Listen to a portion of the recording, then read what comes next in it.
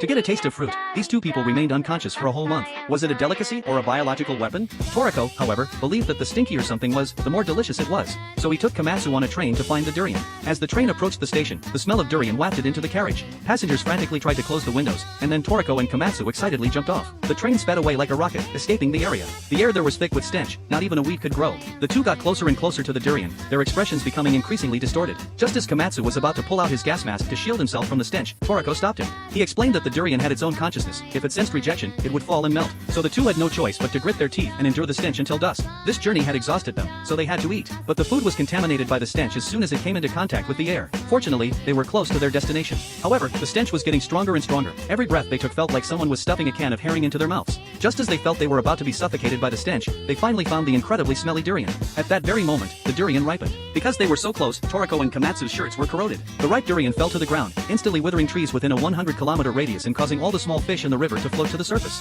At that moment, the stench permeated every corner of the world. Toriko and Komatsu, at the epicenter of the stench, had already been knocked unconscious by the smell. Toriko had just woken up from his unconsciousness when he was knocked unconscious again by the stench. They repeatedly woke up only to be knocked unconscious again by the stench, then unconscious again, and then woken up by the stench once more. This went on for a month until they finally got used to the smell. So they took the durian back to the hotel, but as soon as they opened the hotel door, the guests scattered and fled. Just then, Sunny, who had just entered through the front door, was immediately knocked unconscious by the stench. The stench was emanating from the two of them.